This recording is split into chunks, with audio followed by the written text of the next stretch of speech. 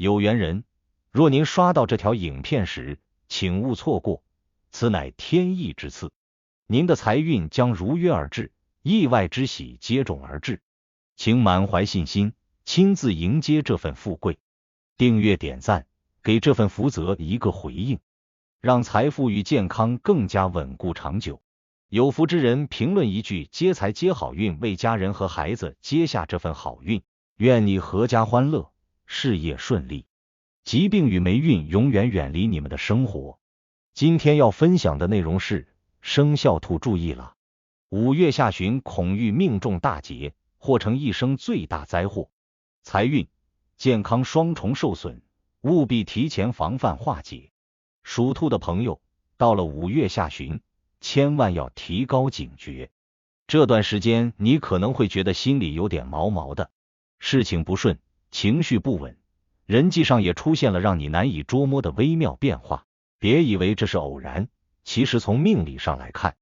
这正是你命中降遇的一次大劫初露端倪的表现。这一劫若是不提前防范，掉以轻心，不但会让你的财运出现大滑坡，甚至还可能波及身体健康，甚至在一些特殊命格里还暗藏生死劫的前象。很多时候，人最大的劫难不是眼前的倒霉，而是看不见的命运拐点。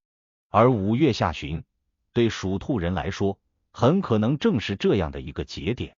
今年是2025年，岁次乙巳，乙为阴木，巳为阳火，五行之中木生火。从表面看，好像木兔遇火年应该不会太差，木生火是通的嘛。但事情要这么简单，那命理就不复杂了。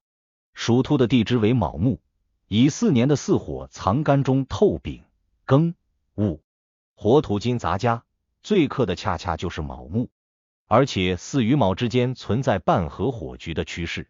卯木被拉入火局，变成了火的燃料，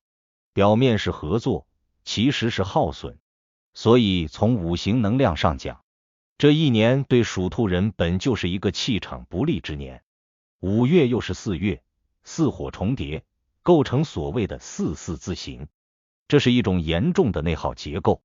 尤其容易在四木耗尽之时爆发某种失控的危机。如果不及时调整心态，布局行动，很可能就会在这个节点遭遇让你悔不当初的大冲击。在财运方面，5月下旬对属兔人来说是一个表面生机盎然，实则暗藏杀机的时间段。这个时期，你可能会突然有些偏财运的机会出现，比如有人找你合伙做项目，有人邀请你投资短线生意，又或是有不动产、股票、虚拟资产等突然有了异动，看起来是一次上车的好时机。但你要知道，卯木属阴木，是柔而易折的，而偏财代表的是不稳定、外来的财，它不是你能驾驭得住的。在五行相克关系中，木克土，而财星多属土，这种结构就说明属兔的人在遇到偏财时容易产生耗损。你看上去是能挣，但过程耗神费力，一不小心反而是你被财反克了。尤其是今年乙木当权，天干乙木虽为同类，看似对你有利，但实际在乙木太过的流年，属兔者容易陷入木多为病的格局之中。所谓病木逢火则焚，在5月这个巳火当旺的月份，木被火焚，最怕的就是心急冒进，错判局势。你可能本来是想做个投机的小动作，结果搞成了大亏损，本来只是打算短炒一把，结果反被套牢，甚至贷款、借钱、众筹这些渠道都可能被卷进来。这里要特别提醒那些已经有贷款压力或是正在筹划大额投资的属兔朋友，一定要稳住，千万别在5月下旬动大财，更不要轻信稳赚不赔的话术。很多偏财表面上看是机会，其实是命中一场破财劫的试炼。除了破财的风险之外，这段时间还有一种容易被忽略但非常危险的财运杀机，就是假贵人。这类贵人不是真心想帮你，而是借你来达成他的目的。他可能是个熟人、亲戚，或是你信任的朋友，用各种共赢的说法让你松了戒心。一旦你投资参与进去，不仅钱打了水漂，人情还难以收回，搞不好还反目成仇。这类情况在44字形的月份特别容易出现，因为形代表的是内耗与背叛，而字形更说明你有可能是自找的，主动跳进圈套里。财运受冲是一方面，更棘手的其实是健康。这个阶段的健康隐患比你想象的要深远。从命理上讲，卯木为阴木，主肝胆、筋骨、神经系统，而巳火主心脏、血液、头部。卯木被火旺克制的情况下，最容易出现的健康问题就是肝火旺、心神乱、气血弱，比如失眠、焦虑、胸闷、血压不稳等。有些人可能觉得白天昏沉，晚上精神，整个人的生物钟被打乱了。而体质稍差的朋友可能会在这个阶段出现高烧、过敏、头晕、肠胃炎等问题。一些年纪较大的属兔人，这段时间要特别注意脑血管和心脏问题，特别是已经有高血压、高血脂、心律不齐等基础疾病的，务必要控制情绪，按时复查，饮食清淡。巳火旺之时，最怕的就是火气入脑，血脉逆行，一不小心就是大病突发，真的是来得快，走得急。如果你最近已经有睡眠质量变差、脾气暴躁、胸闷易怒的情况，那就要高度警惕了。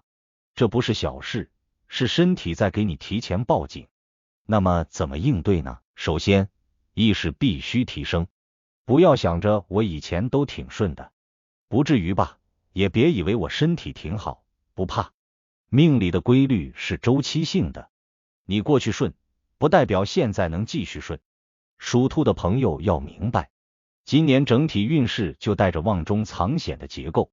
而5月下旬是整个年份中火气最盛、冲克最严重的阶段，天时对你极其不利，稍不注意就会失控。在具体的调理上，你可以从五行平衡入手。卯木受火克，需要水来滋润，土来稳重，因此建议你在5月下旬多接触水元素，比如去湖边、河边散步，或者用深蓝色、黑色、银灰色这些属水的色系来布置环境和穿着。饮食上多吃些养肝护心的清凉食物，如百合、绿豆、黑芝麻、莲子、山药、银耳、木耳等。少吃辛辣油腻，多喝水，调养肝火。同时建议适当做些有节奏感的运动，比如太极、瑜伽、慢跑，这些都可以帮助你理顺内气，稳定情绪。还可以考虑在居家或办公环境中摆放一些调理运势的小物，比如在东南方卯木本位摆放绿色植物，提升木气；在西北方属金为兔人之官星，放置水晶球或山形饰品，稳定人缘和事业运。佩戴方面可以选用白水晶、黑曜石、海蓝宝石等，帮助你净化气场，化解小人，安神护体。5月下旬这段时间，记住几个关键词：谨慎、收敛、观察、缓行，不贪、不争、不急，不随波逐流，不被他人裹挟。做一个稳中求进的属兔人，自然能安然跨过这一关，走向更好的未来。愿你安稳过节，平安如初。如果您觉得本期视频对您有帮助，别忘了点赞、分享加订阅频道。在接下来的视频将继续揭示几千年生肖文化密码背后所孕育的哪些命运和神秘信息。愿您在未来的发展道路上，每一步都稳健而有力，确保前行的每一步都坚实可靠。